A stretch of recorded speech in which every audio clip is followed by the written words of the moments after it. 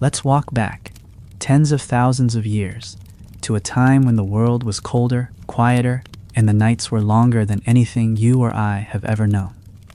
We're stepping into the Ice Age, not as tourists, but as quiet observers, trying to understand how, in the most hostile, freezing environments, our ancient ancestors managed not only to survive, but to sleep.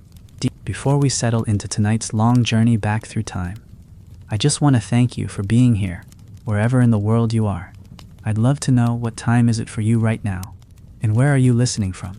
Drop a comment down below, and if you enjoy this kind of quiet exploration, it really helps to like the video and subscribe. We make these long-form prehistoric deep dives just for you, to help you relax, sleep, or drift into another world. Alright, close your eyes if you'd like. It might sound surprising, but there's growing evidence that prehistoric people, even during the dead of winter, may have had better rest than many of us today.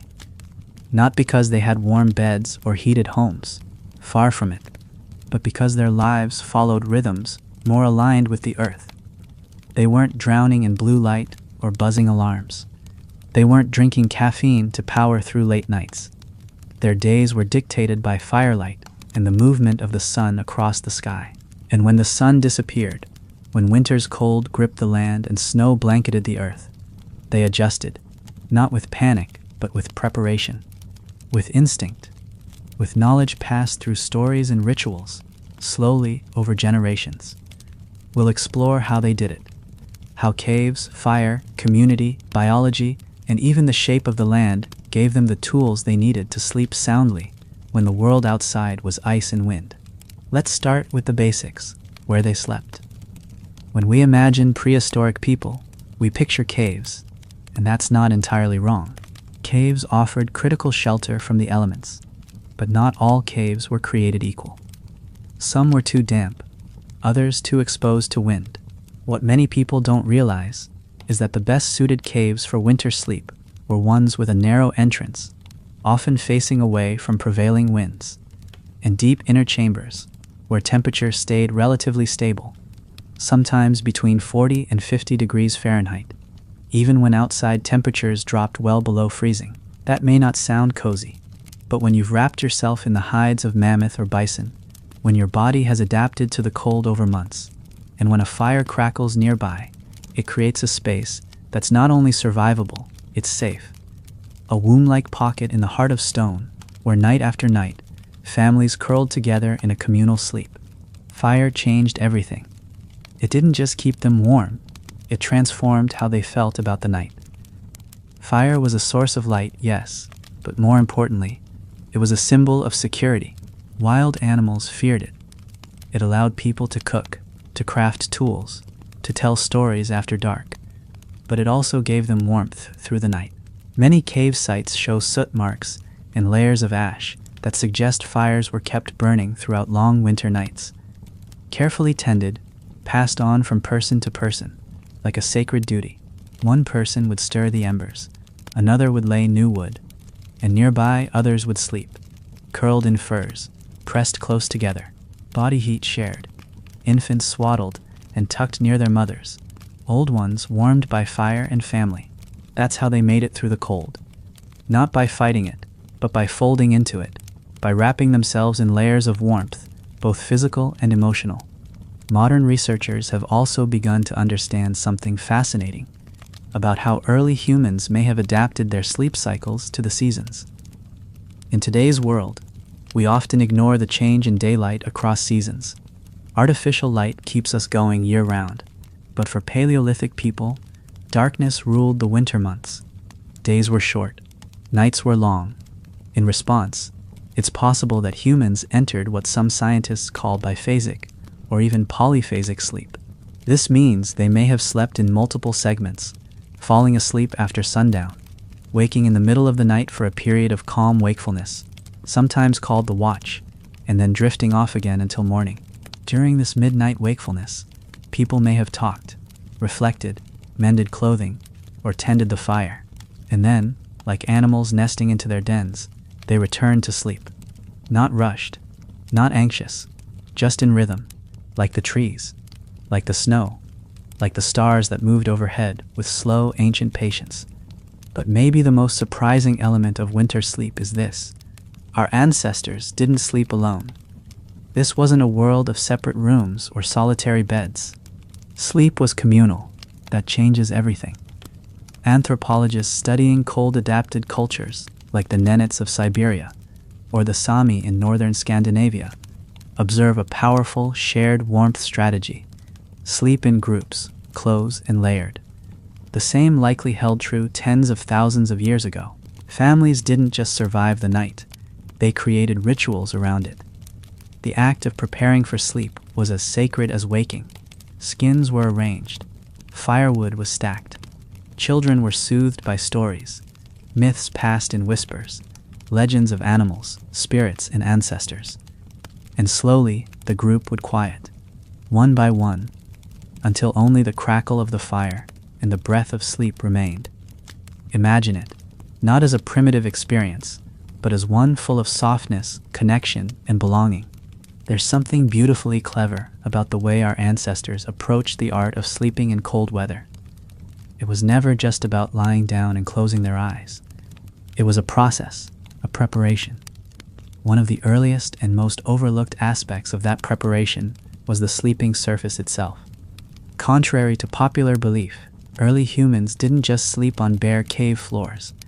Archaeological digs across Europe and parts of Africa have revealed layered bedding structures, compacted grasses, woven mats of reeds or rushes, even animal hides arranged atop soft insulating materials.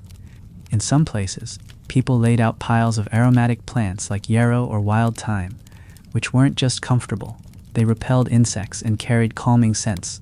Over time, these layered beds would be refreshed, rebuilt, and maintained, forming compact, well-worn spots in the dirt or stone that acted as nests. These weren't accidental, they were crafted with care. In the Sibudu Cave in South Africa, researchers uncovered what may be some of the earliest known bedding, dating back nearly 77,000 years. The people who slept there used layers of sedge and other plants, interwoven and packed down, forming sleeping platforms up to a meter wide. Beneath those layers, they placed ash from past fires, which helped deter pests and added insulation. Imagine lying down on a mattress of fragrant herbs and fire-softened earth, with the low light of embers flickering nearby. It's not hard to see why. In many ways, prehistoric humans may have had a more grounded, healthier relationship with rest than we do today. These beds, humble as they seem, were part of a broader system, a small but vital piece of the survival puzzle that allowed humans to make the long winters not just bearable but restful. Of course, a bed is only as good as the warmth it can hold. That's where animal hides come in. Thick furs from creatures like bison, aurochs, and mammoths. These hides weren't just thrown down haphazardly.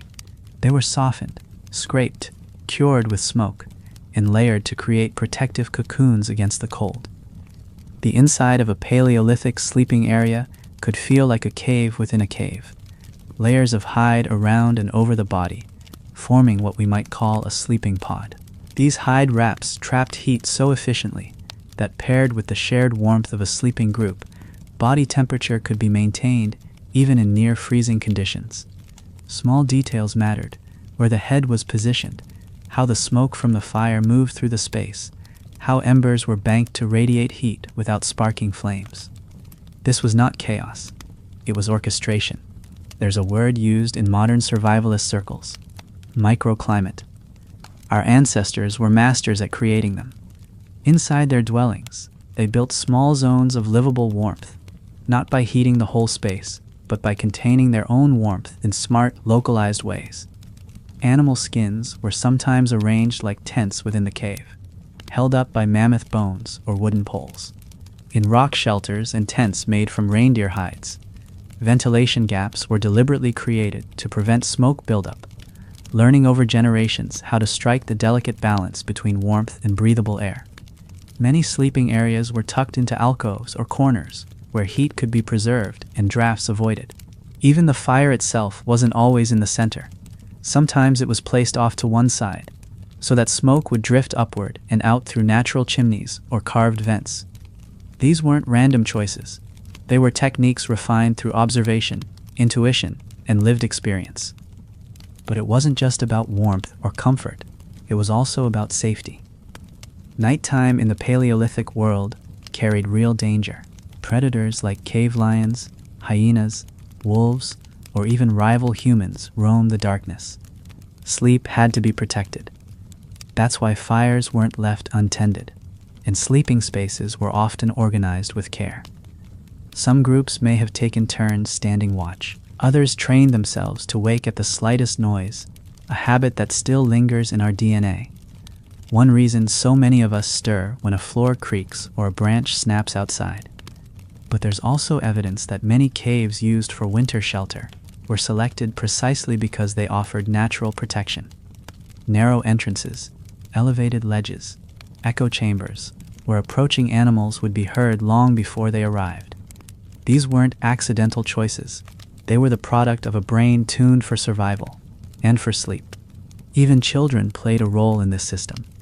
Among hunter-gatherer societies today, and likely in our distant past, children were often raised within communal sleeping environments, where the rhythms of adult life shaped their own.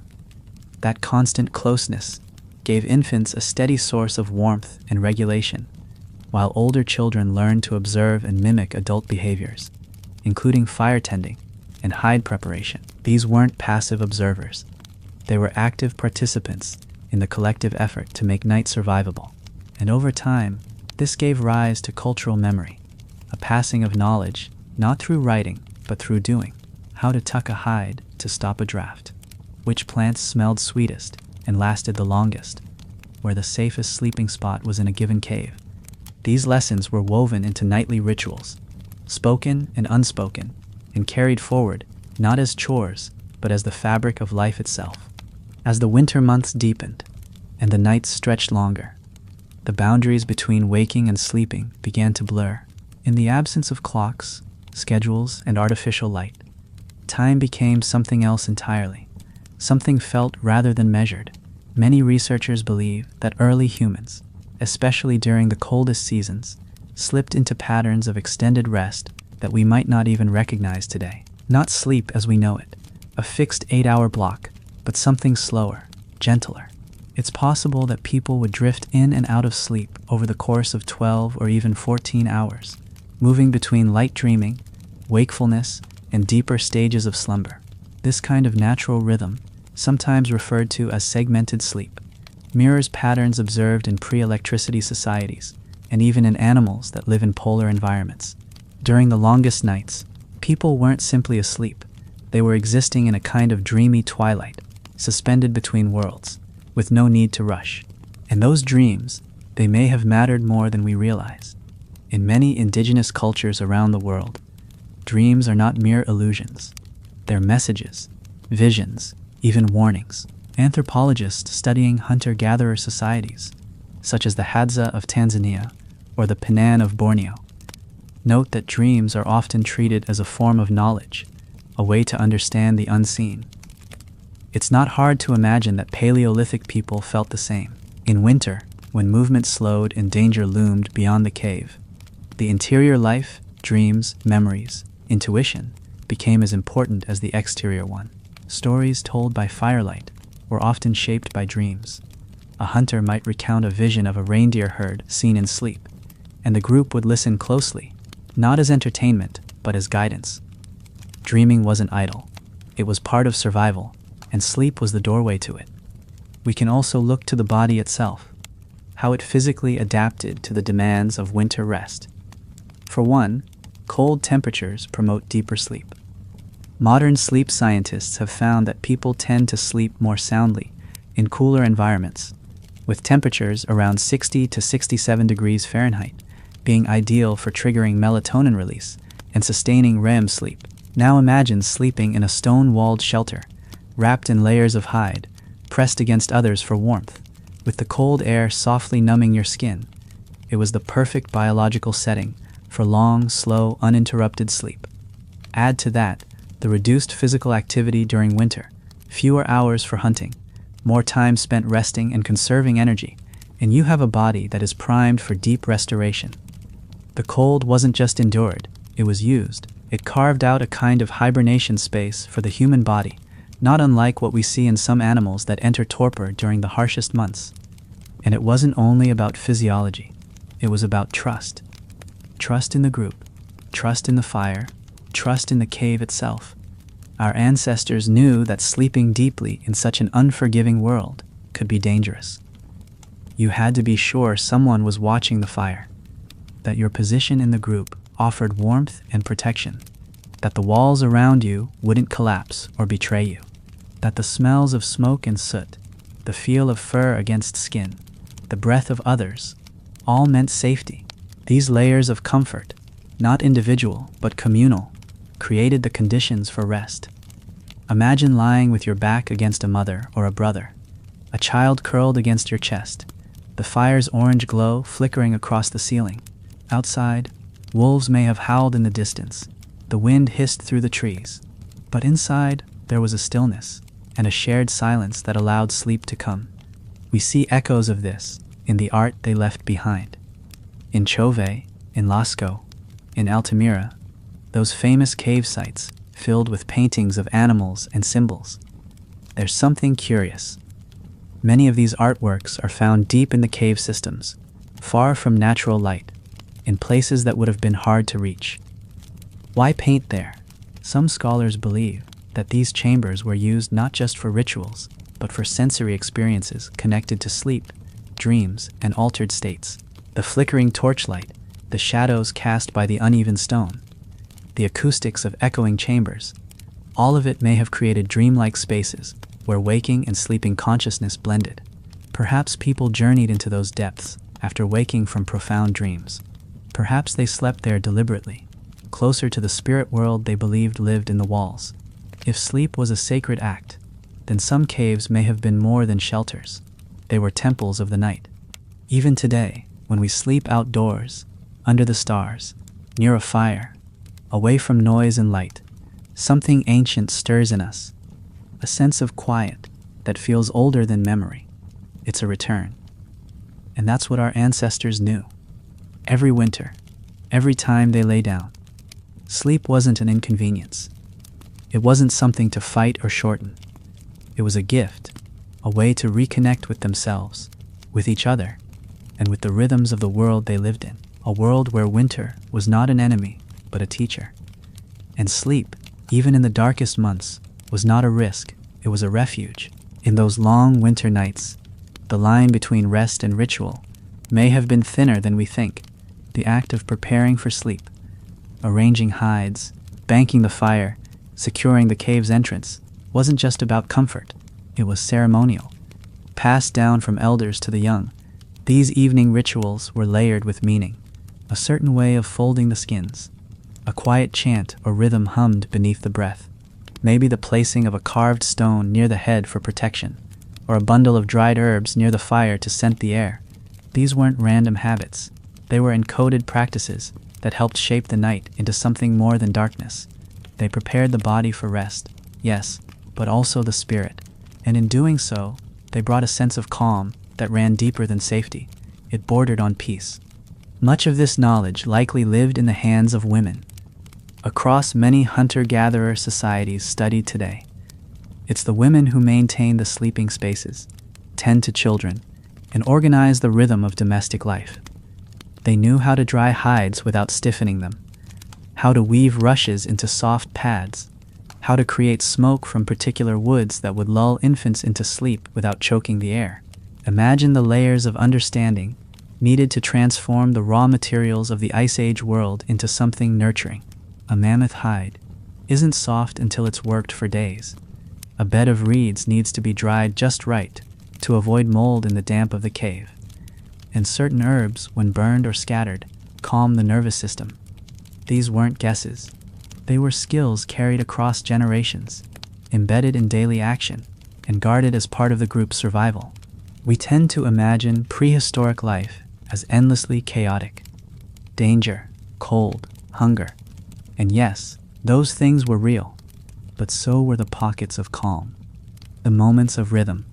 Sleep was one of the few times when all movement slowed, when you lay still, heart steady, listening to the slow breathing of those around you.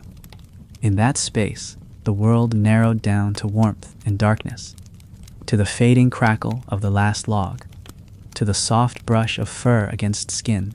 No walls, no clocks, no distant highways, just the hush of stone and fire.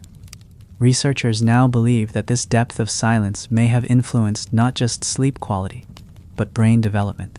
Long, uninterrupted sleep supports memory consolidation, emotional regulation, and immune response.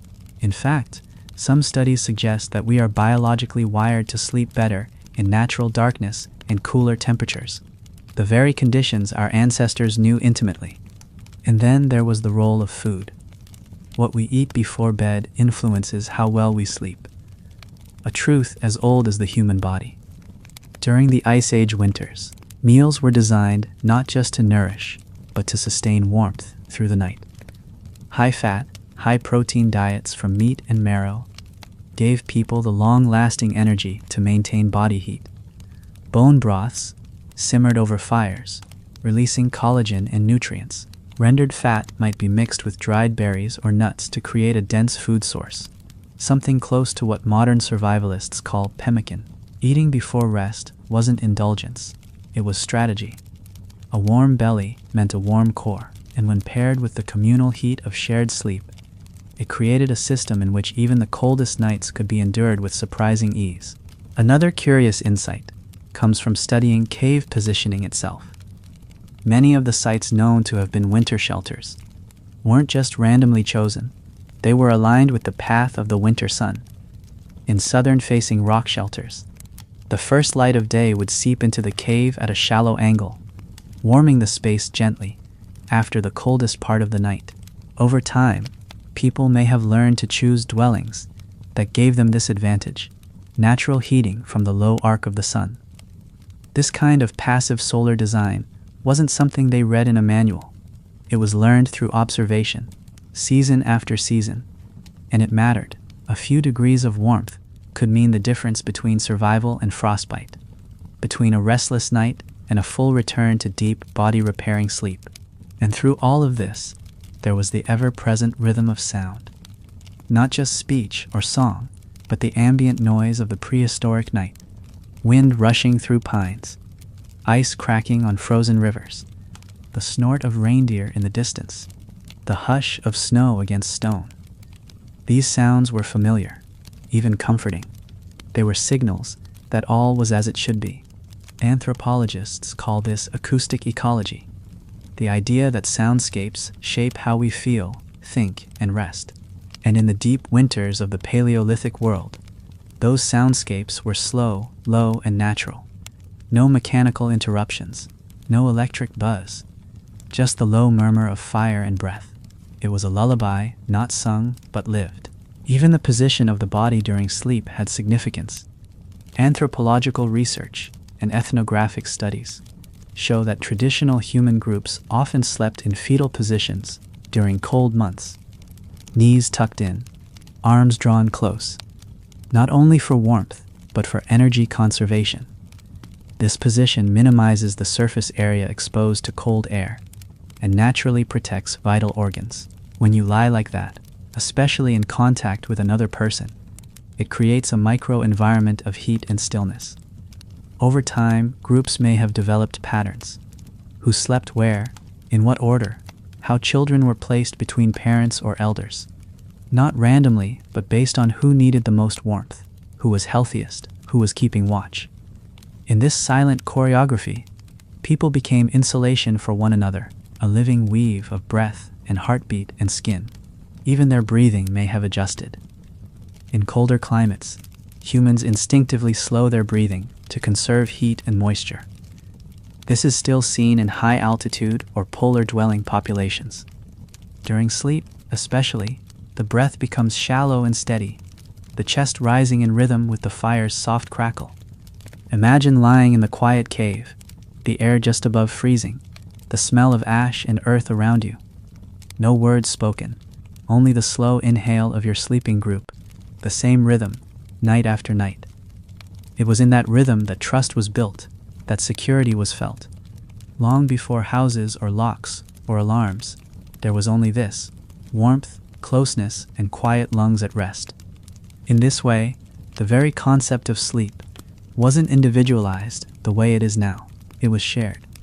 There were no personal bedrooms or isolated routines. Instead, sleep was woven into the collective rhythm of the group. When one person stirred to stoke the fire, another rolled closer to the warmth. When an infant fussed, the group didn't rouse in irritation.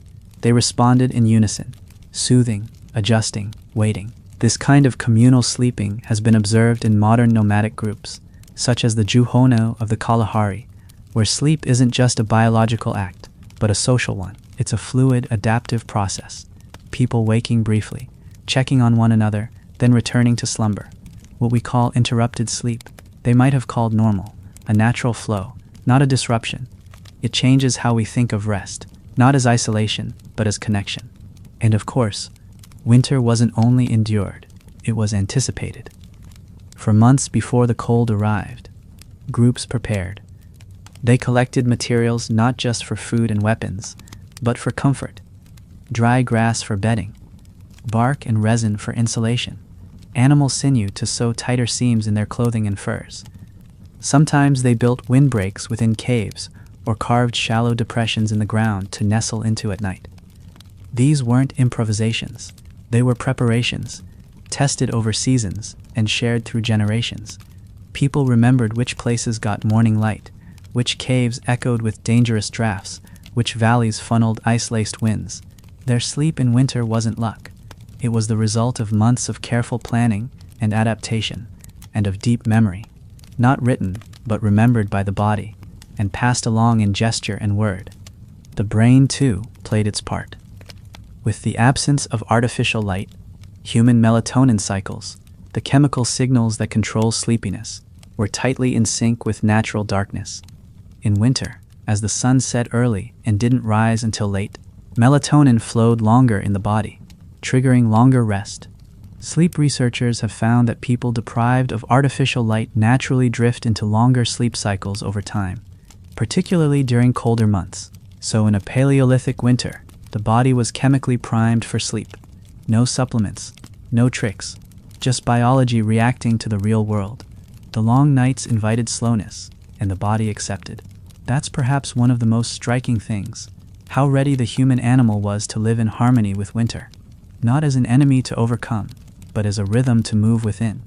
All of this gives us a picture that is the opposite of what we're taught to imagine. Cavemen shivering, wide-eyed in fear, huddled and restless. That's the myth, but the reality may be far more elegant. A deeply intelligent adaptation to the hardest season. Rest crafted not in spite of the cold, but with it. Sleep that was communal, cyclical, and respected. And when we look closely at the evidence, the bedding sites, the soot patterns, the hide remnants, the cave layouts, the biological clues, what we see is not desperation, we see design. We see restfulness, born of ritual and environment. And we begin to ask, in our modern world of noise and light and isolation, have we forgotten something our ancestors knew by heart? To truly understand how cavemen slept in the frozen dark, we have to go beyond the physical, beyond the hides and the fire and the stone walls. We have to consider emotion, connection, the profound psychological safety that came from being surrounded by people you trusted with your life. This wasn't just a warm body beside you. It was your kin, your clan, your protection. That safety wasn't abstract. It was tactile, lived and nightly reaffirmed. The soothing sound of a parent's voice, the scratch of a sibling shifting in their sleep, the ever-present warmth of others pressing close. These cues regulated the nervous system, calming the brain into deep restorative rest. Neuroscience today tells us that co-sleeping, when done safely, can reduce stress hormones and synchronize heartbeats. Imagine that kind of synchronization every night with the same people for years on end. Sleep became more than restoration. It became bonding. Even the very act of sleep may have had spiritual meaning.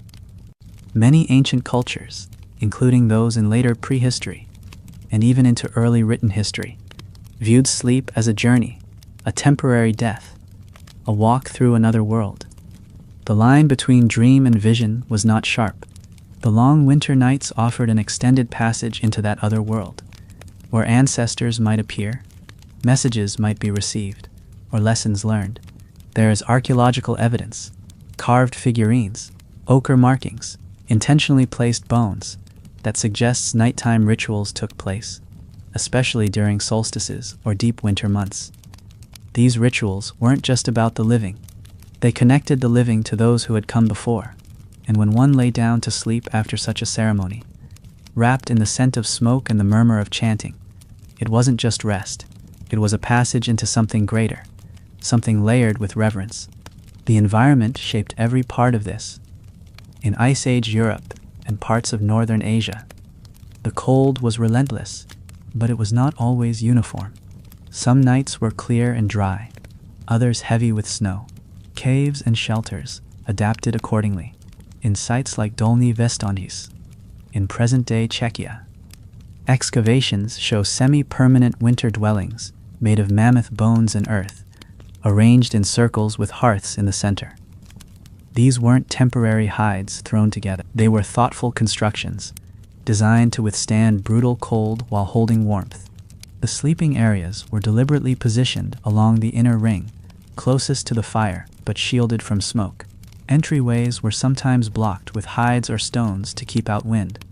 These structures, some 25,000 years old, reflect a deep knowledge of airflow, heat retention, and space use, architecture built with survival in mind, but also rest. And then there's light. Fire wasn't just warmth, it was the night's only light. The flicker of flames shaped how people fell asleep, how they dreamed. In fact, recent studies show that firelight, unlike blue light from screens, doesn't disrupt circadian rhythms. Quite the opposite, it mimics the slow decline of sunset and lulls the body into releasing melatonin naturally. Paleolithic people didn't need sleep hygiene tips or blackout curtains. They had a built-in system, firelight, followed by darkness. Even the act of tending the fire had a rhythm to it, one that soothed and signaled. When the fire burned low, it told the body, time to sleep. And so sleep came, again and again, gently coaxed by the elemental language of flame and shadow. There are signs, too, that the winter months may have been a time not just of longer sleep, but of intentional slowing down. This wasn't a season for productivity. It was a season for preservation. Food was conserved. Movements were minimal. Days were quiet. And so the body had room to restore itself. Cold naturally reduces inflammation. Slower schedules reduce physical strain. Modern life fights against this rhythm, pushing us to maintain the same pace all year long. But the ancient world didn't. It listened, and in the listening, it slept more deeply than we can easily imagine today. Perhaps the most powerful thing we can learn from all this is that prehistoric sleep wasn't something to conquer. It was something to respect, to shape with care. They didn't see sleep as a weakness or an inconvenience. It was survival, spirituality, medicine, and memory. It was shared, protected, and ritualized. And it reminds us that rest, true rest, is something we once knew intimately. We didn't need apps or trackers. We needed darkness, closeness, warmth, and silence. And those things, despite all our advancements, remain as essential today as they were under the mammoth hide shelters and fire-warmed caves of the Ice Age. If you try to imagine the air inside one of those winter shelters, the first thing that strikes you is probably the scent. Not something sterile or clean, but layered. The musky depth of cured hides, the mineral dust of stone, the dry bitterness of ash, the sweet drift of crushed herbs scattered on the floor. The smoke, but not suffocating. Just enough to sting the eyes slightly, reminding you the fire was still alive. All of this mattered. These scents weren't random background. They formed part of the landscape of sleep. Just like a familiar smell can calm a modern baby, the consistent scent profile of a winter dwelling signaled safety and home. Over time, the brain associated these smells with rest. And every night, when those smells deepened as fire smoldered and the air cooled, the body responded, muscles softening, breath slowing, In the absence of words or clocks, smell told you when to sleep. Sound played just as vital a role. Unlike modern life, where we often need white noise to block out jarring interruptions, the prehistoric night was already full of subtle rhythmic soundscapes. The occasional hiss of wind over rock, the shifting groan of snow sliding from an overhang, the crackling of embers as wood popped inside. Inside the shelter, the human sounds were subdued. Muffled movements, the soft scuff of fur, the cough of someone waking briefly and settling again. These weren't disturbances. They were part of the rhythm, woven into the lullaby of the night. Today, researchers studying sleep environments emphasize the importance of consistent low-frequency sound. It helps the brain stay in deep sleep cycles. Our ancestors didn't invent sound machines. They lived in them, surrounded by organic noise that supported their rest.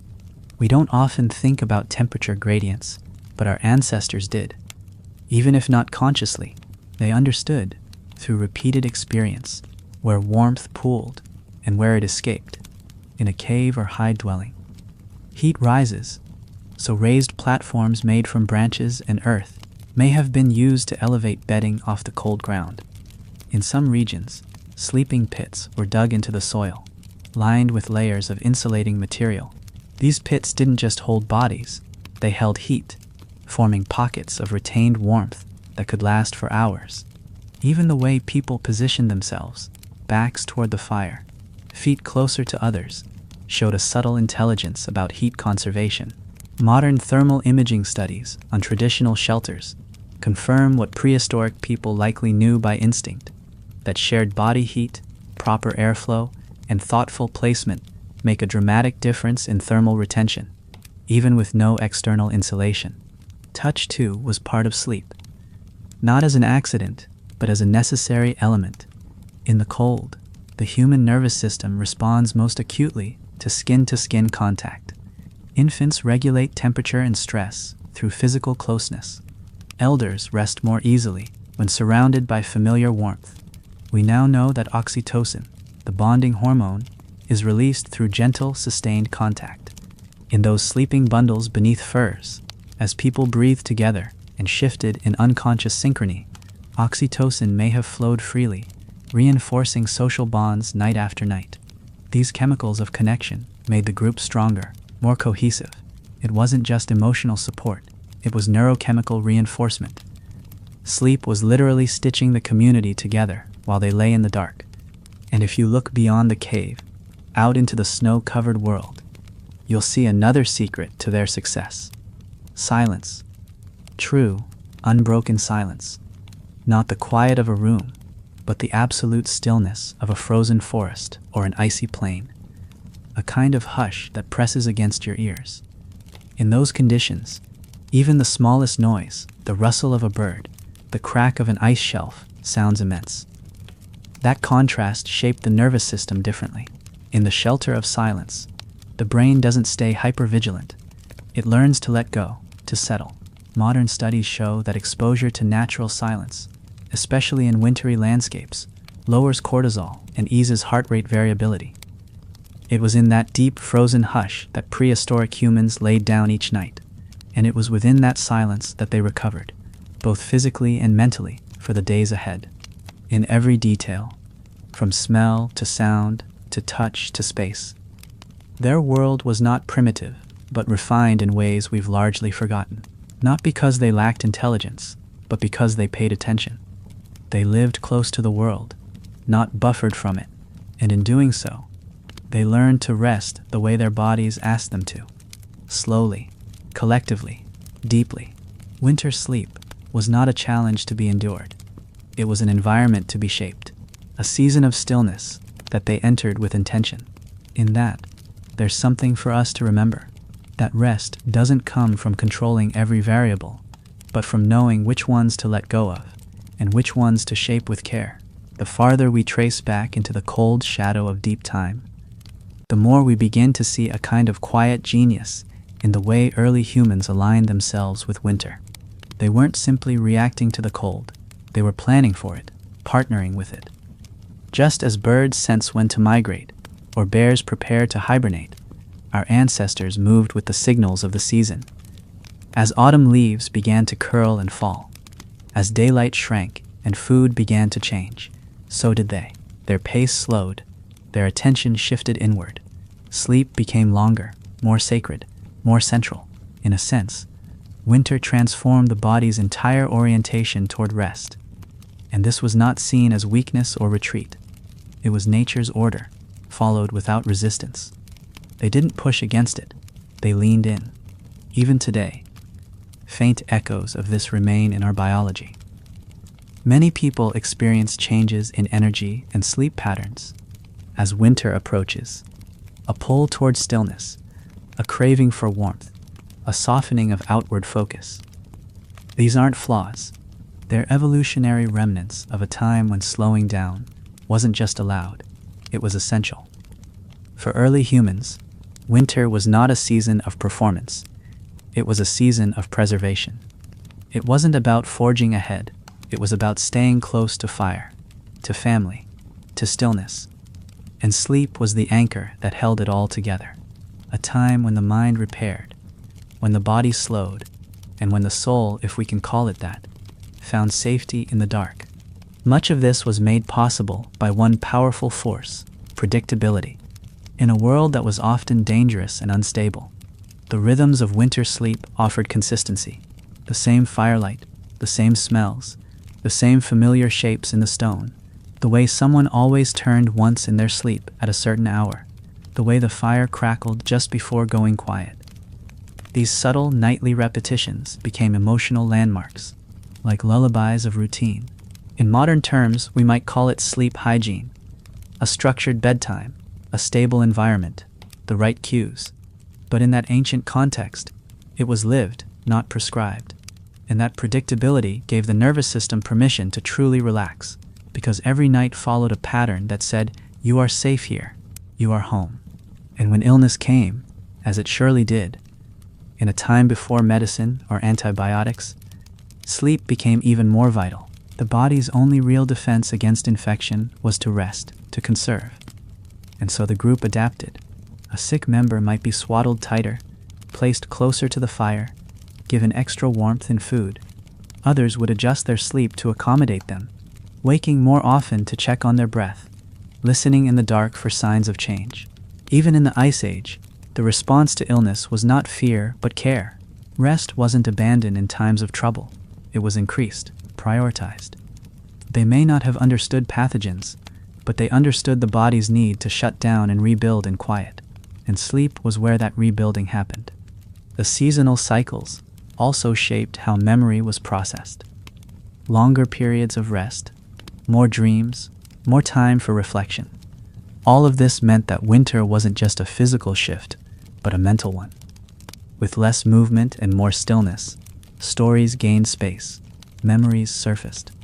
Wisdom passed down from elders could be shared around the fire in longer, slower patterns. Children weren't just told what to do, they were told why. In the language of dreams and myths, people made sense of their place in the world.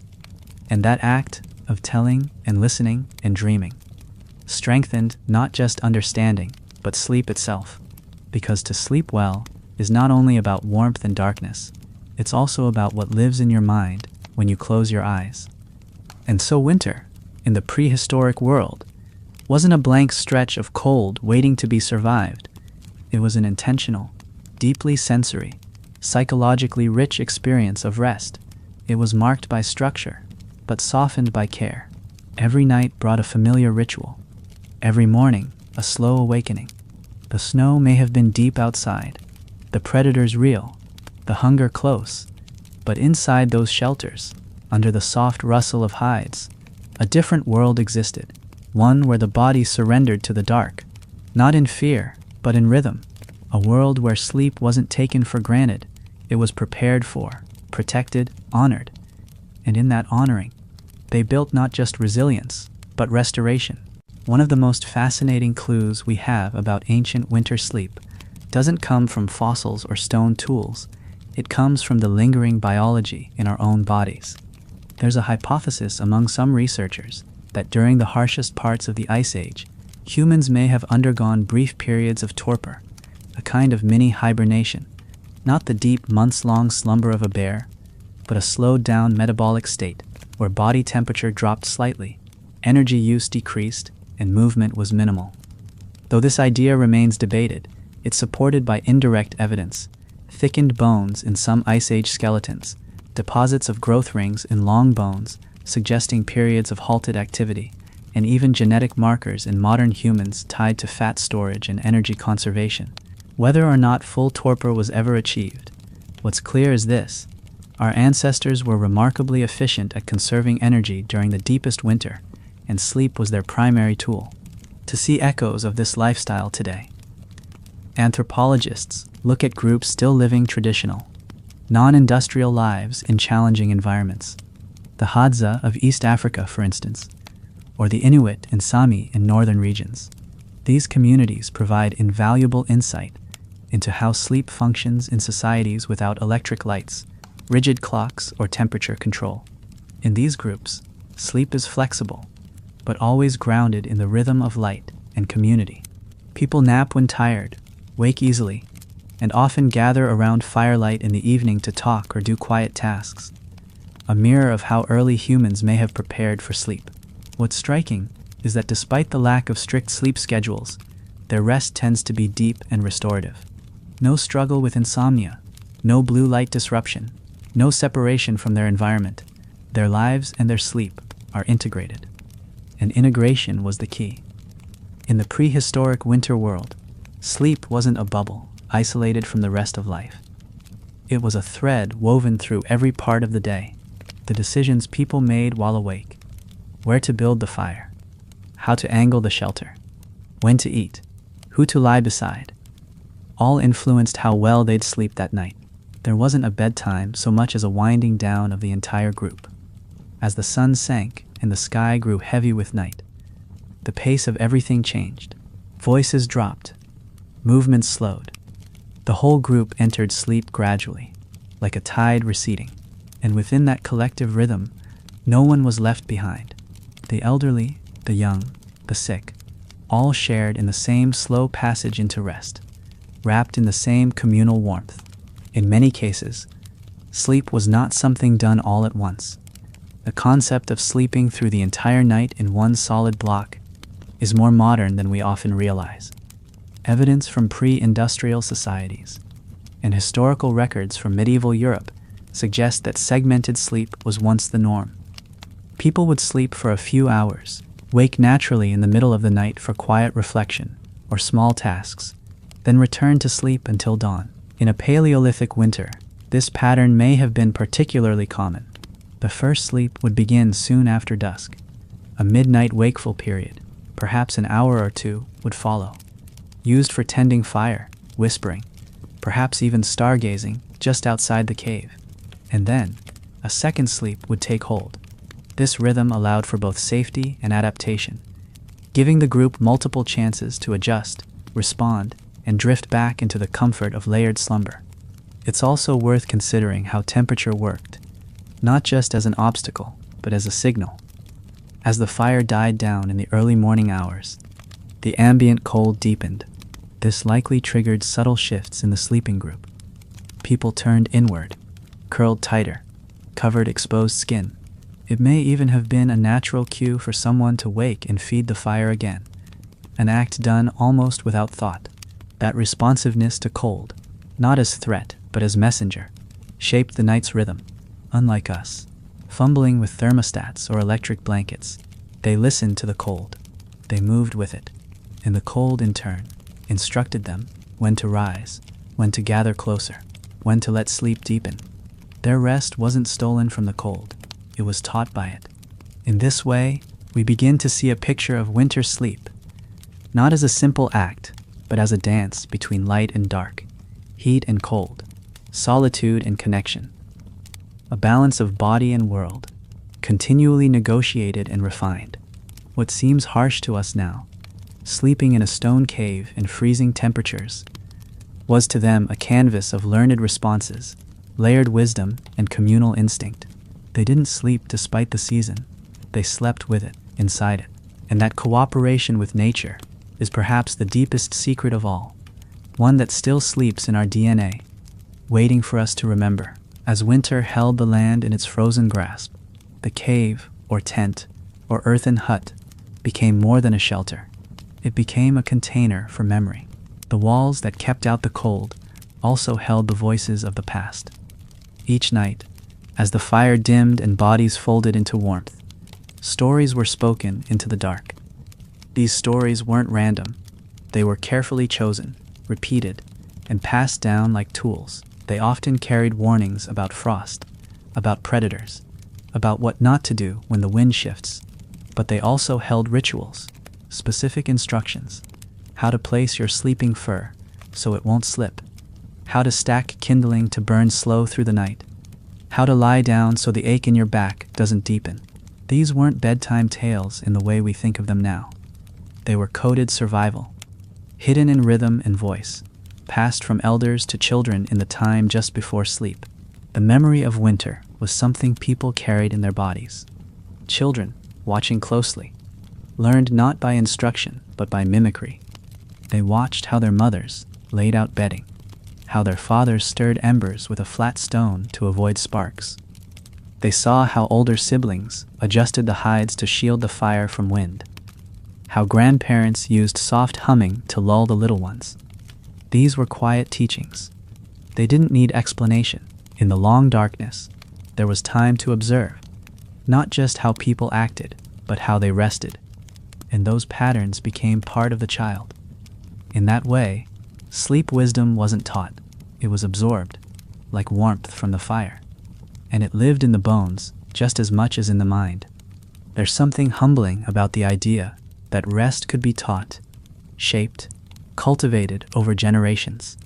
Today, sleep is often treated like a problem to fix, a symptom of a stressful life or an inconvenience in a busy schedule. But to our ancestors, rest was a craft, a skill to be honed, protected. The fire had to be built right, the bedding arranged in a certain way. No food too late, no loud talk after nightfall. The cave was a space of ritualized quiet once the darkness settled. Even laughter had a softness to it after sunset, a kind of sacred restraint. Not because of superstition, necessarily, but because people knew instinctively that stillness kept the group calm, that quiet let the nervous system fall into rhythm, that peace was something you created. And what of fear? The dark, the unknown, the predators outside. Yes, fear was real, but it wasn't paralyzing. It was built into the design of the night. The fire's glow didn't reach the cave's entrance for nothing. Someone always slept closest to the path leading out, usually a younger adult or someone used to waking quickly. There was no alarm system. There was awareness, practiced and embedded. The knowledge that the group had your back, and this communal trust allowed others, especially children and elders, to sleep more deeply. In modern psychological terms, this is distributed vigilance. The idea that if responsibility is shared across a group, individuals can let down their guard. Early humans didn't eliminate danger. They diluted it through structure, ritual, and attention. The deeper the winter, the more profound this structure became. When storms raged, or the temperature dropped so far the breath froze in your nostrils, the shelter became not just physical, but emotional, a collective hearth for resilience. People would stay closer to home, limiting exposure to the world outside. That meant more sleep, yes, but also more time with one another. A level of nightly intimacy modern life rarely offers. Skin against skin, breath synchronized, heartbeats felt through fur. That closeness wasn't a burden, it was bonding. It reaffirmed belonging, and belonging above all else is what made rest possible.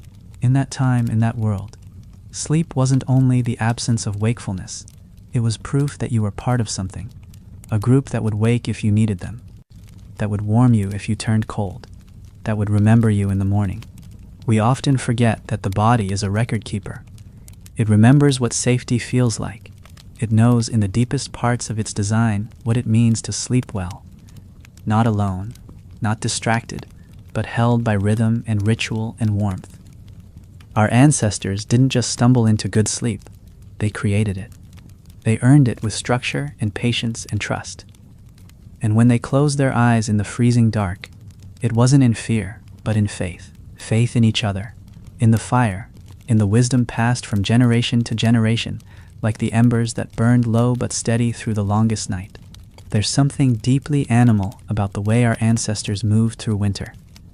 Not in the sense of savagery, but in the sense of wisdom, a raw, inherited intuition that many animals still live by, like wolves curled in dens, or deer bedding in thickets. Early humans knew when to withdraw, when to be still. They watched the land, the sky, the changes in animal behavior. They saw how the sun barely lifted above the trees in midwinter, how birds disappeared or changed their calls, how ice crept back over water they once drank from freely. These weren't warnings, they were instructions. The natural world was showing them how to behave, not to fight the cold, but to fold into it.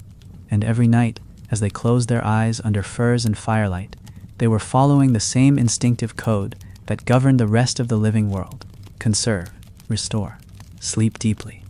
The cold didn't just shape behavior, it shaped sensation. Modern studies on cold exposure show that the human body becomes hypersensitive to touch and sound in freezing environments. A brush of fur on the cheek feels sharper. A soft breath beside your ear becomes more vivid. This heightening of the senses likely made sleep more textured, more aware, not necessarily lighter, but more immersive. It's possible that in the deep night, people didn't sink into total unconsciousness, but drifted in and out of a sensory-rich half-sleep, especially those responsible for keeping the fire alive or listening for distant sounds. This wasn't anxious sleep. It was layered, restful, but ready, like a fox with ears twitching in the snow, still and calm, yet alert to the subtle rhythm of the night. And what dreams must have come in such a space? Without light pollution, without constant noise, without overstimulation, the mind of early humans had room to breathe. Dreams could stretch out long and strange, uninterrupted by alarms or sudden jolts. We know that REM sleep, the stage of vivid dreaming, tends to increase during the second half of the night. In a Paleolithic winter, with its long hours of darkness, the second sleep likely became a space of powerful dreaming. What they dreamed, we'll never fully know. But it's not hard to imagine that animals featured prominently. Reindeer, lions, wolves, mammoths, symbols, stories, echoes of the day folded into myth. Dreams may have been seen not as fantasy, but as knowledge. A dream of ice cracking might be taken as a sign to avoid a nearby lake. A vision of a bison herd might guide the next day's scouting. Sleep and survival were not separate. They were entangled. The textures of sleep itself, the bedding, the skins, the fire-warmed air, were carefully curated in ways we often overlook. In colder climates, reindeer hides were particularly prized. Their hollow fur traps heat exceptionally well, better even than many modern synthetics. People didn't just throw skins over themselves. They arranged them, layered them, sometimes even stitched them into wraparound garments that could double as bedding. Beneath the body, layers of pine needles or moss, carefully dried, offered a cushion. In some regions, platforms were built from tightly packed reeds or woven branches. The spaces between the slats allowed body heat to rise, while minimizing the cold drawn from the earth. Each of these details was learned by watching, by trying, by remembering, and every material had meaning. The hide from a successful hunt wasn't just food, it became warmth, it became sleep. There's something beautiful about how nothing was wasted. Ash from the fire was used to repel insects or soften bedding. Charred wood lined certain sections of shelter floors, creating thermal barriers.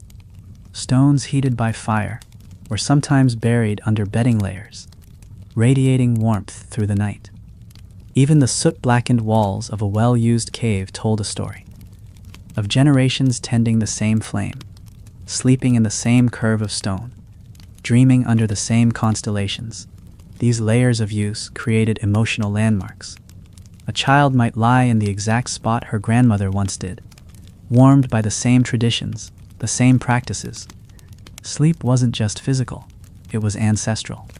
a continuation of pattern, a link in a chain that stretched far beyond a single lifetime.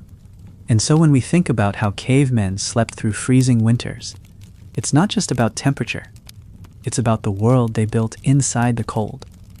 A world of warmth, sensation, closeness, and memory. They didn't merely survive, they adapted with grace, intention, and surprising sophistication. The winter didn't defeat them. It taught them.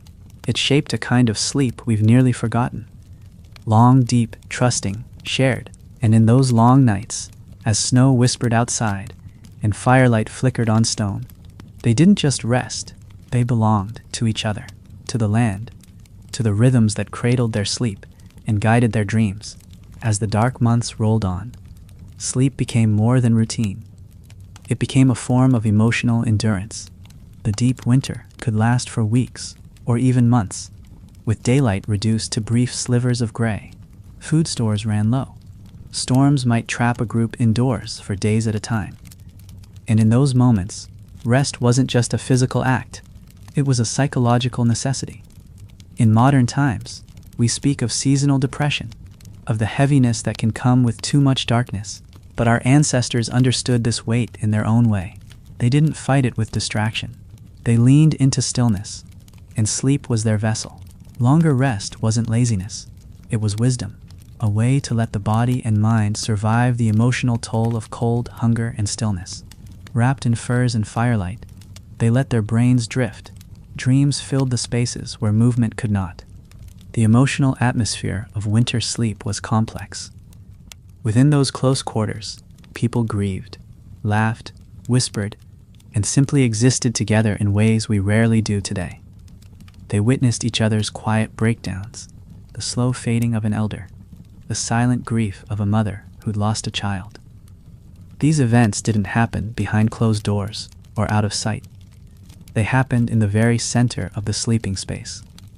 They were held in silence, supported by the warmth of shared presence, a hand resting on another's shoulder through the night, a body shifting just enough to make room.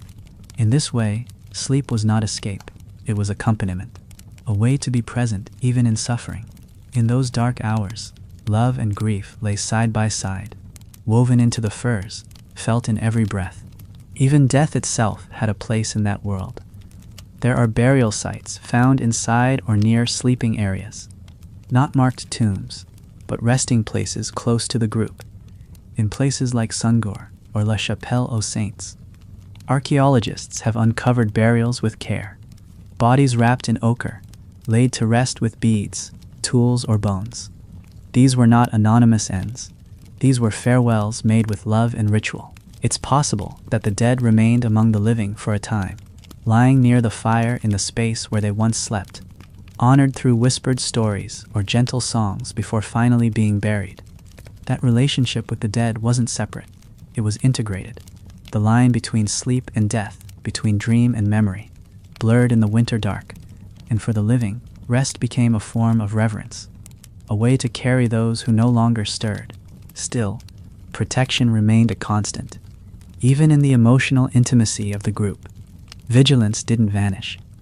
The way a mother instinctively wakes at a baby's smallest cry, that was the way whole families functioned. The snap of a branch outside, the shift of the wind through the cave mouth. These sounds mattered. Someone would stir.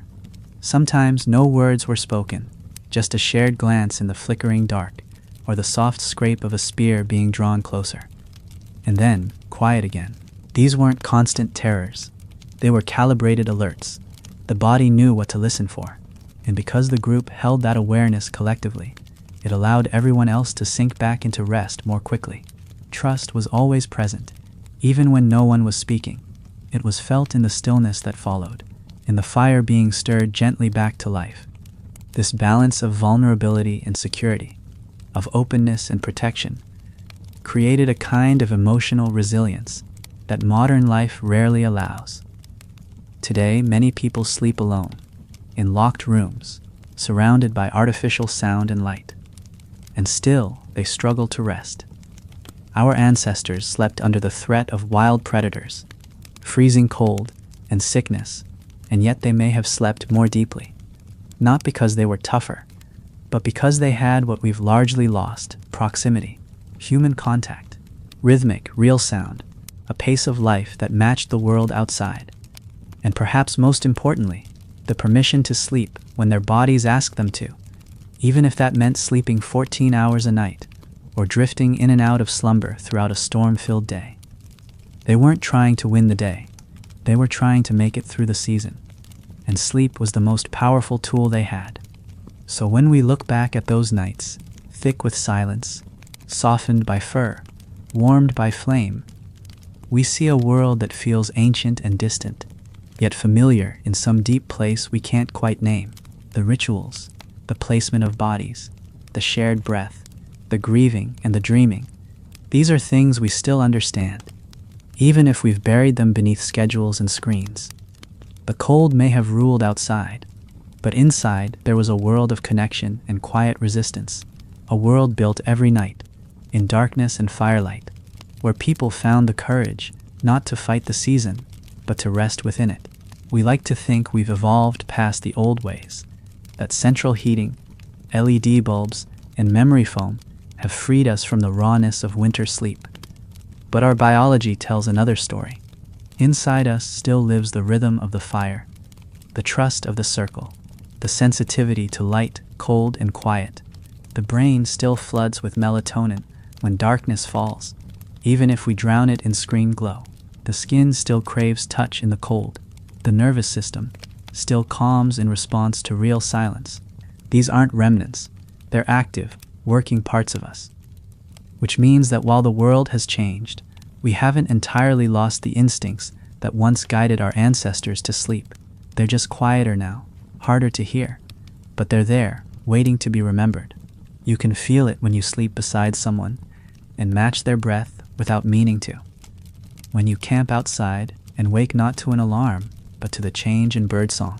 When you step into a cold room and instinctively curl your limbs toward your chest. These are echoes, movements carried forward from a time when every signal mattered. Our ancestors didn't sleep with apps or schedules, but their rest wasn't less sophisticated. It was more in tune, and in winter, especially, that tuning became the difference between endurance and collapse. A group that rested well could move faster, think clearer, stay warmer. A group that didn't might not survive the season. So they watched. They adjusted. They listened to the wind, to the dark, to the way their own bodies responded to the cave around them, and they crafted their space accordingly. Some prehistoric shelters show signs of seasonal rearrangement. Bedding moved deeper into the cave for colder months. Fire pits rebuilt with wider stones to hold heat longer. Tools placed in easy reach for nighttime defense or comfort. In some dwellings, deer antlers were arranged along the walls, not for decoration, but possibly as hooks for gear or drying skins. A practical form of organization that kept sleeping spaces clear and functional. The point is, nothing was static. Sleep space evolved with the season. It breathed, just like the people inside it. And that flexibility, that refusal to impose a rigid routine, is something we still long for today. A room that changes with us, rather than one we try to bend ourselves around. The sounds of winter sleep were shaped as much by absence as by presence. There was no hum of electronics, no distant highway. Instead, sound was elemental. Fire, footsteps in snow, the distant boom of ice cracking over a river. In this soundscape, humans didn't need to drown out noise. They responded to it. A rustle outside might mean an animal or just wind. Either way, the body learned what mattered, and perhaps just as importantly, what didn't. Sleep wasn't fragile, it was practiced. The same way a hunter learns to hear the difference between branches and hooves. A sleeper in the Ice Age learned to let the fire crackle without waking, to let breath and heartbeat form the soundtrack of night. It's this selective attunement that allowed deep rest, even in environments we'd call wild. Smell played a role, just as profound. Long before synthetic detergents or perfumes, the smell of the sleeping space was familiar and full. Wood smoke, tanned hide, damp earth, dried herbs. animal fat, and ash. These smells weren't just tolerated, they were woven into the memory of home. And in that way, smell became an emotional anchor. Even today, certain scents can trigger powerful memories, calming the body instantly. For Paleolithic people, the return to the same bed of reeds and firs, warmed by the same family beside the same fire, would have created a deep association of safety. No wonder they could rest so fully. Every sense confirmed it was time to let go. And maybe that's the greatest lesson they offer us. Sleep wasn't a pause in their life, it was a continuation of it. They didn't treat sleep as a problem to solve or a prize to earn. It was built into the way they lived, just as essential as food, fire, or shelter. In winter especially, it was the glue that held the group together. Night after night, breath after breath. And while we may no longer lie in fur-wrapped circles beneath painted cave ceilings, the part of us that once did is still there. Still breathing, still listening for the wind, still remembering how to rest in the cold. Time for our ancestors was not measured by clocks or minutes, but by sensation. In the depth of winter, it slowed to something ancient, the length of a fire's life, the silence between winds, the arc of the moon across the frozen sky. Night itself wasn't a singular thing. It arrived in waves. Dusk was its first breath, a gentle dimming, a softening of colors on stone and fur. Then full night came, pressing against the walls of the cave, thick and total, until even the glowing embers barely carved out shapes in the dark. And later, in the deep hours, a kind of sacred silence settled in, the soundless moment when even the fire paused and the world held its breath. In that stillness, early humans let go of waking life. Their sense of time gave way to rhythm, and in that rhythm they found sleep. Without light bulbs, or television, or alarms, the brain could fully yield to the natural cues of the environment, the gradual cooling of the air, the whisper of animal sounds, shifting from active to still, the collective softening of voices around the hearth. These cues told the body what to do. Sleep wasn't something they planned. It came through them, like a tide through reeds. And when it arrived, they met it fully, not in isolated beds with white noise and blackout curtains, but surrounded by warmth, woven into the group, lulled by the sounds and smells of life. It's possible that the release of sleep hormones, melatonin, oxytocin, serotonin, was even stronger in this communal, natural setting. Everything was aligned. There was no fight to fall asleep. There was only surrender. In that surrender came something else, imagination. When the outside world was locked in ice and dark, the mind turned inward, and in sleep it found new places to roam. Dreams weren't shallow distractions. They were immersive landscapes. For people without written language, dreams were often the deepest form of narrative they experienced. The stories they remembered in the morning might become tales told by the fire, or omens, or signs.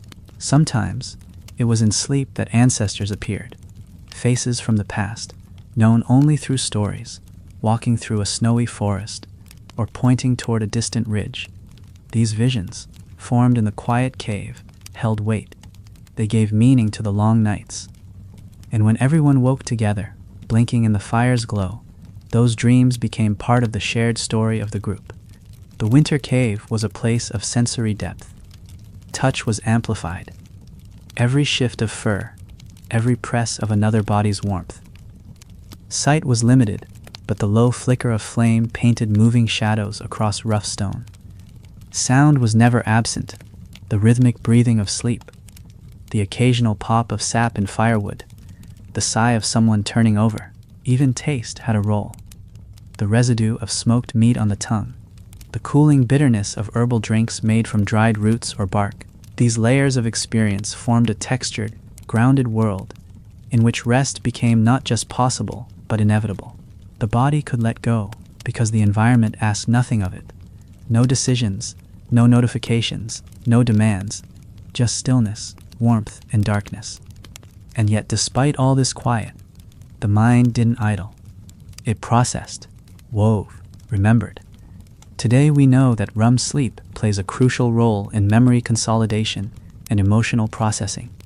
The same would have been true then. Each night of deep sleep helped early humans not only survive physically, but maintain emotional clarity, reinforce social bonds, and plan ahead.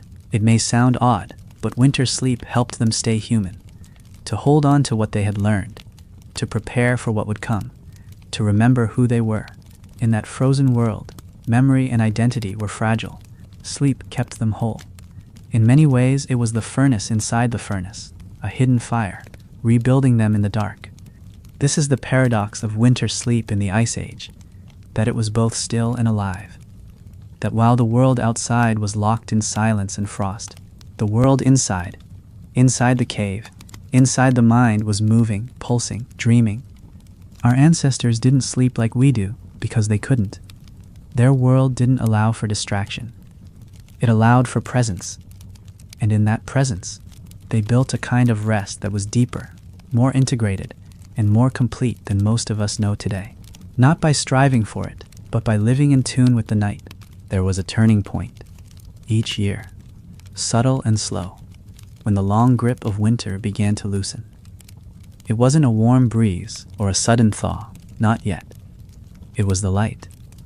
Just a little more of it each day, seeping into the cave a few heartbeats earlier than before. The first golden thread across the cave floor in the morning. The way shadows shifted, and somehow everyone noticed. Not with words necessarily, but with breath, posture, tone.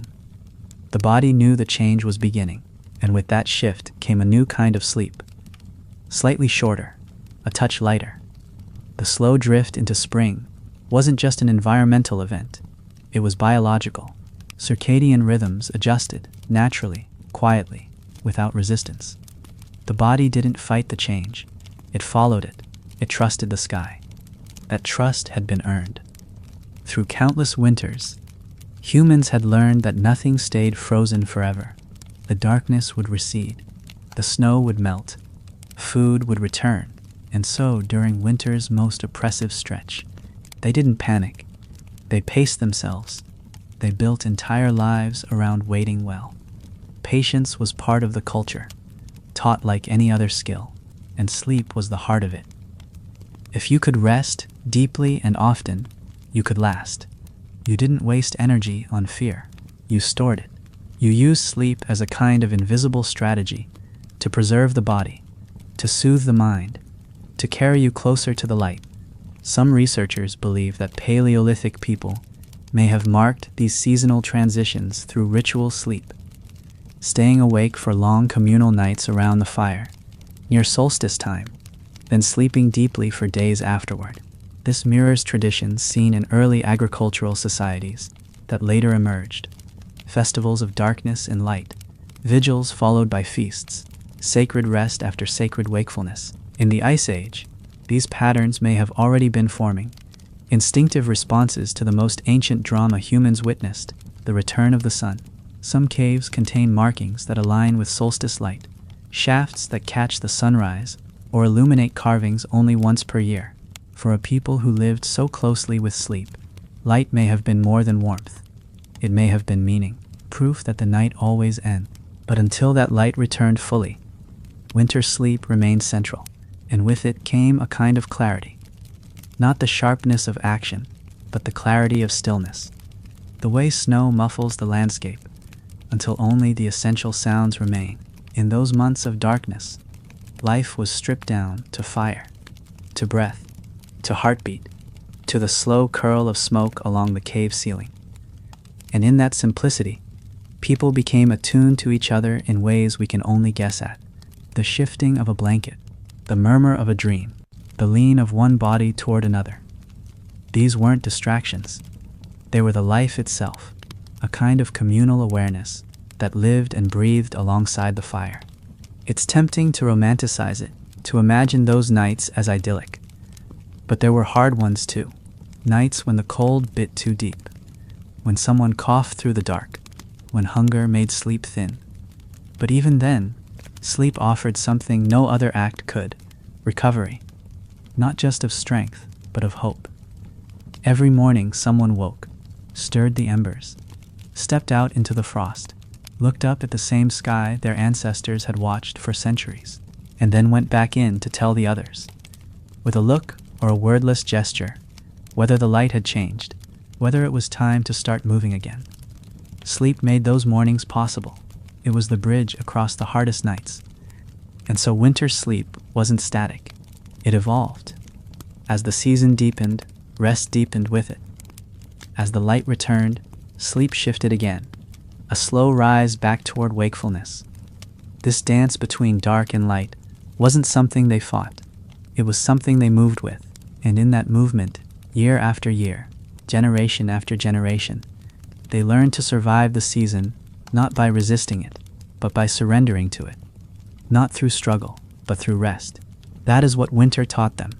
That sleep, when shaped with care and shared in warmth, was not a weakness. It was a quiet form of strength, in the slow, quiet dark of winter. Early humans learned the art of adjustment. Not grand changes, but the smallest tweaks. The way a fur was shifted, the stone propping a firewood stack adjusted just slightly. The sleeping space realigned by inches to block a cold draft. These weren't dramatic moments. They were practiced, almost invisible decisions passed silently between members of the group. And over time, those small adjustments built a world within a world, a shelter inside the larger cold, shaped by knowledge not written but remembered in bone and breath. In that way, the sleeping space itself became alive, always changing slightly with the wind, the mood, the season, the needs of those within it. The winter cave wasn't static. It breathed with the people who used it. There's evidence in archaeological layers, tiny piles of ash, stone hearth circles built on old ones, pressed down plant matter that shows constant reshaping, that supports this kind of slow living design. Some nights, they may have slept closer together. Other nights, spread slightly apart. Sometimes the fire was made small and hot to conserve fuel. Other times, larger, when warmth was needed for healing or illness. These were not rules. They were responsive. And every person in that space, young or old, became fluent in this unspoken language of winter sleep. It wasn't a system anyone invented. It was one they stepped into, season after season, as naturally as a migrating bird flies south. And within that rhythm, sleep itself became a kind of ritual, not with incense or chants, but with quiet repetition, the same sequence of actions at night. Lay out the hides, check the fire, tuck in the children, whisper a story, adjust the firewood one more time, listen for the wind outside, and only then, lie down, curl into warmth, close the eyes. These habits, repeated thousands of times across lifetimes, became more than survival techniques. They were the emotional anchors of winter. In a world without calendars or clocks, they gave the night its shape. And for the body, always listening, always feeling, those patterns were the signal that it was safe to let go, that it was time to drift into the long, slow dark. It's important to remember how sensory-rich those sleeping environments were. The glow of fire on stone, flickering shadows moving like cave spirits, the low, almost inaudible breath of someone next to you, the dry scent of pine needles under your back, the far-off sound of a winter owl calling through the snow-laden trees. These weren't luxuries, they were constants. And because they changed so little from night to night, they helped the mind stay calm. Today, people buy machines to replicate these patterns. Firelight lamps, white noise machines, grounding blankets. But in the Ice Age, all of it was simply there, integrated into life. The cave was the body's sleep sanctuary, and its cues were perfectly aligned with human biology. And while there was little spoken instruction around it, children learned everything by being in the middle of it. They knew which hide was softest, which corner was warmer, which creak of wind meant a draft would soon come. They saw how adults rearranged things after someone fell ill, how grandmothers placed sacred objects near sleeping infants, bones, carved stones, or pouches of dried herbs, not as superstition, but as comfort.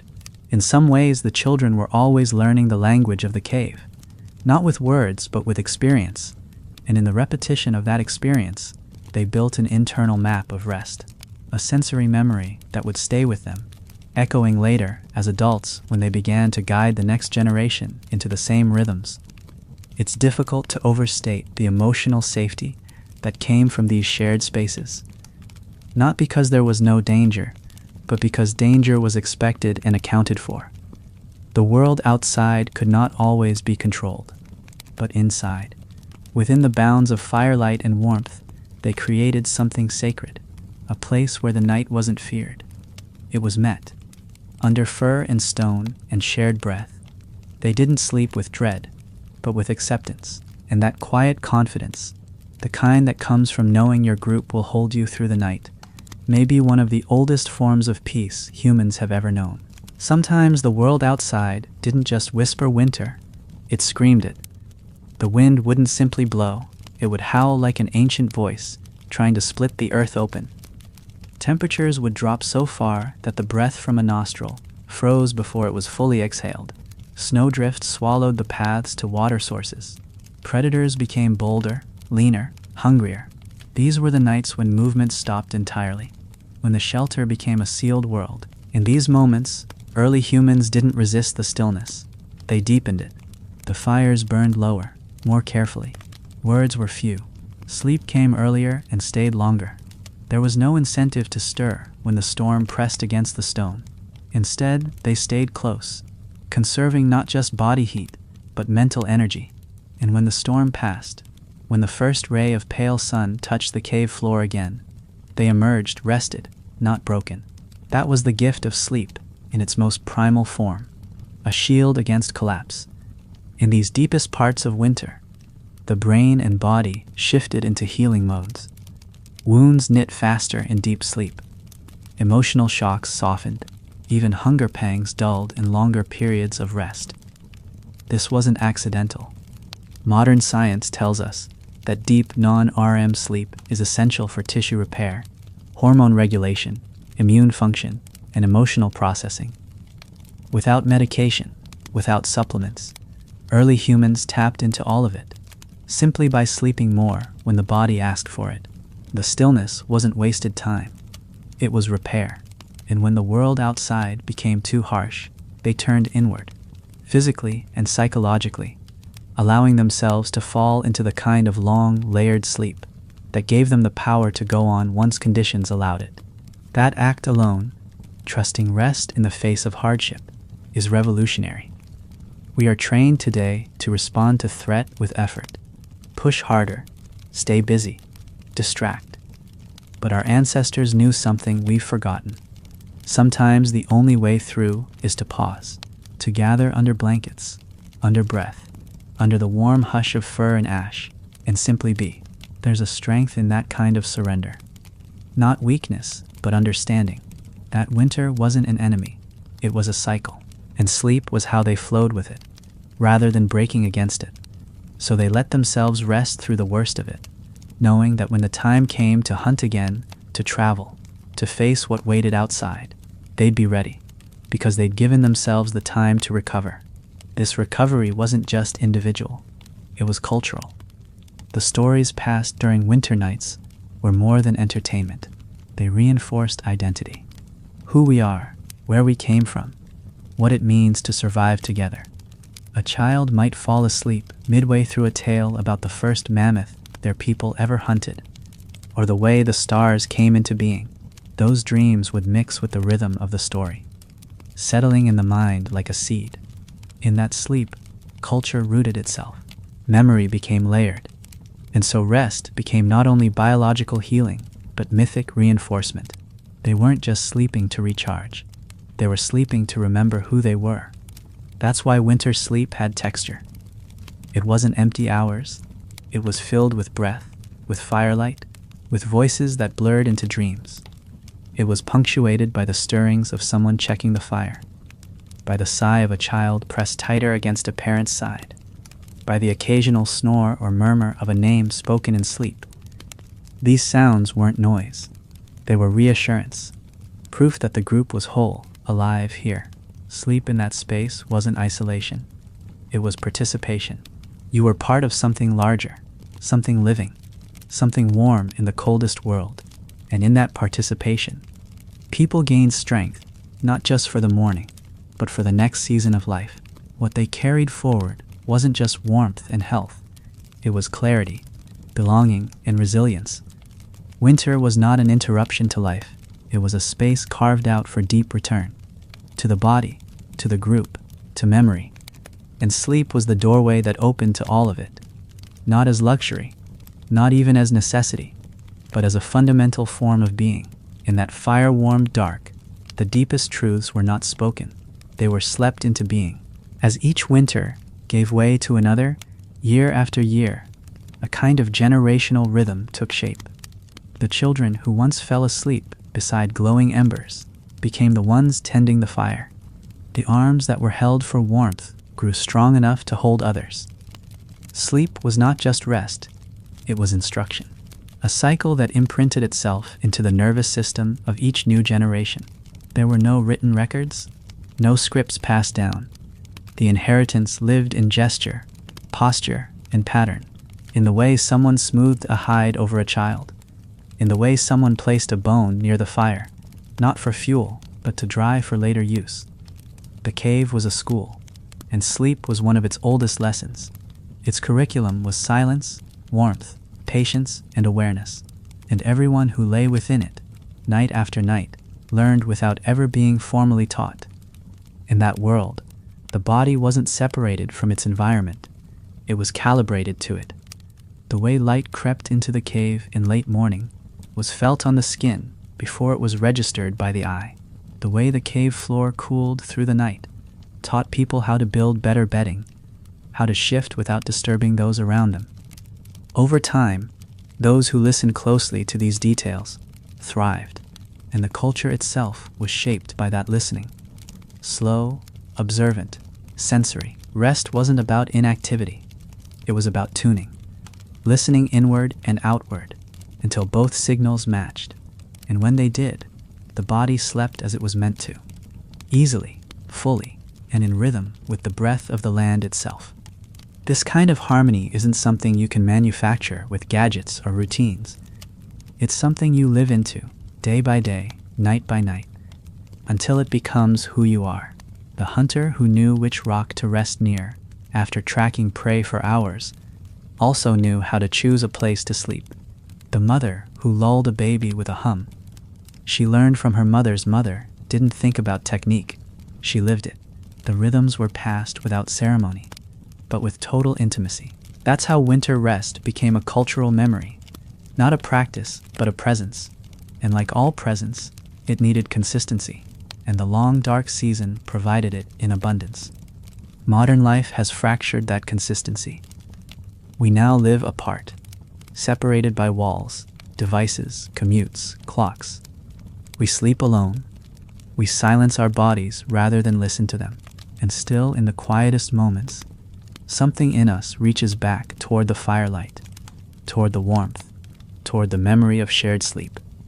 It might happen when a storm knocks out the power, when we camp far from cell towers, when we curl up under too many blankets in winter, and feel for just a moment something older settling in our bones.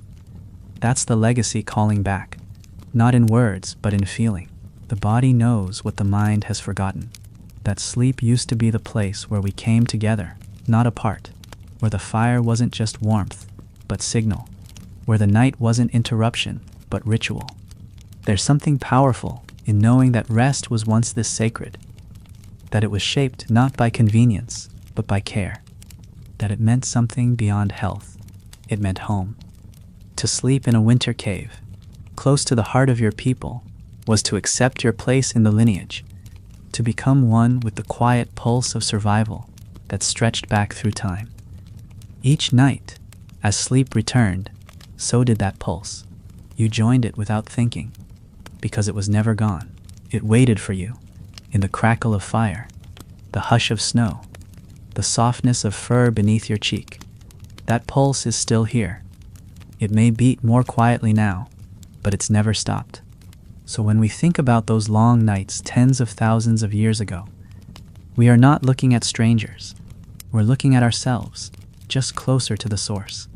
People who didn't need to fight their rest or chase it. People who knew when the body asked for stillness and knew how to offer it fully. Their wisdom lives in our breath, in our longing for silence, in our craving for warmth. And their greatest ritual, the nightly return to sleep, even in the harshest cold, is a reminder that sometimes the most radical thing we can do is listen, curl inward, and rest. Some nights, the cold would come so sharply, it would wake you before the fire needed tending. A draft, a shift in the air, the quiet crunch of snow outside the cave mouth. And without opening your eyes, you'd know something had changed. One person would stir, wrap another hide across the feet of a sleeping child, maybe slide a hot stone closer. No words, just the gentle rhythm of care, shaped by countless nights before, then stillness again. Sleep didn't break, it flexed, adjusted. It was never a rigid wall between night and day. It was a tide, ebbing and flowing through the silence, wrapping itself around fire and breath and time. In those moments, even half awake, a person was part of something larger, a centuries-old choreography of protection and patience. And that's the part modern eyes often miss. This wasn't primitive life, it was precision, carried in the quiet. Our ancestors didn't just lie down and hope for the best. They shaped their nights with instinct, observation, and trust. The fire's placement, the bedding layers, the smell of the air before a storm, the tone of a baby's cry at midnight. These were signals, and they knew how to read them. And more than that, they responded to them together. Rest was never a solitary experience. Every night, the group wove itself into a pattern, bodies curled into each other like a single organism, each member adjusting their role without fanfare. And through that slow, shared responsiveness, everyone found space to sleep, not in spite of the world outside, but because of the world they created inside. That world, warm and flickering, was held together by one invisible thread, rhythm. Everything pulsed in rhythm. The fire, the breath, the stories, the dream cycles. When someone rose to add wood to the coals, it was part of the rhythm. When a mother woke and reached for her child, it was rhythm. The mind, even in sleep, responded to it. And just like a heartbeat, it wasn't always even. Some nights were restless, some deep. But through it all, the rhythm remained, carried by the structure of night and the quiet discipline of care. In this way, sleep was more than rest. It was the music the whole group moved to, even as they lay silent in the dark. And what they gained from that music was more than just recovery. It was resilience. In a time when every day could bring danger, from predators, starvation, injury, or freezing, the ability to face the morning rested on how well the night had gone. A well-rested group could walk farther, hunt better, think clearer. They weren't groggy or depleted. They were restored. Their minds had sorted through memories. Their bodies had mended. Their emotions had settled. All through sleep. And while we tend to think of survival as teeth and tools and fire, our ancestors knew better. The truest survival tool was restoration, not just physically, but emotionally. Winter wasn't just endured, it was absorbed, softened by sleep. Even the stories told at dusk were crafted to prepare the mind for that softness. Long, slow tales with rhythm and repetition. Myths told in half-whispers as eyes began to close. Children who fell asleep before the end would wake in the morning and ask how it finished, only to be told, "We'll begin again tonight." There was no urgency to complete it, no pressure to reach the point. The story was the night stretched out, flickering in the firelight, changing slightly with each telling. These weren't just ways to pass time, they were transitions. They marked the movement from waking into dreaming, and in that movement, there was no division. You drifted from one world into another, with no line between them. So when the fire burned low and the breath of the group grew deep and even, what remained was not silence but presence, a kind of collective hum that lived under the skins and stone. Not noise, but a frequency of calm, and in that calm, the body returned to something it always knew, that it was safe, that it was not alone, that it was time, Time to drift, time to dream, time to let winter pass, not in fear, but in sleep. It's strange. In a way, the more we learn about the past, the more we discover how little we've truly changed. Thousands of years, empires risen and fallen, inventions beyond imagination, and still the human need for rest remains the same. A warm place to lie down, the quiet breath of someone nearby, the rhythmic hush of night. In every generation since those Ice Age nights, sleep has held us together. And when winter comes with its darkness, its cold, its long stretches of quiet, something ancient still stirs in us. We pull blankets tighter, we sleep more, we eat heavier food, we nest. And somewhere in our bones, the cave is still there, not gone, just buried beneath electric light and restless modern thoughts. That cave, though, wasn't just a place, it was a way of being, a space shaped by rhythm and care, by shared breath and warmth, by rituals repeated so gently they never needed to be spoken aloud. And when you think of it now, the fire, the furs, the silence, you might realize that the past doesn't feel so distant, that even now you carry it, in your longing for quiet, in the calm that comes from a rainy afternoon or a snow-covered street, in the relief you feel when you finally lie down at the end of a long day and let your weight sink into stillness. That's not convenience, that's memory, deep memory. What our ancestors built wasn't just shelter from the cold. It was a philosophy of winter, a relationship with the dark. They didn't rush to escape it. They lived within it. They found ways to soften it. They rested with the season, not in spite of it. And through that rest, they healed.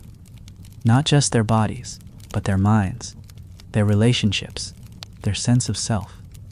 In that nightly surrender to stillness, they became whole again. And they did it without needing to fix anything. They simply allowed themselves to sleep, together, in tune with the land, in a world like ours, noisy, fast, lit up far past sunset. That lesson feels more vital than ever. Maybe we can't go back to the caves. Maybe we don't need to. But we can remember the shape of that rest, the permission it gave, the softness it held. We can slow down when the days grow shorter. We can let go of the pressure to be endlessly productive. We can reclaim the nights as something sacred, not just absence of light, but presence of stillness, because that's what the night has always been. A place to come home to yourself, a place to listen, to recover, to dream. So if you're listening to this now, maybe already deep in rest, or just arriving at its edge, know that you're part of a very old story, a story told in firelight and breath, a story written not in words, but in sleep itself. The story of people who survived the coldest winters, not through noise or panic, but through patience, through rhythm, through each other.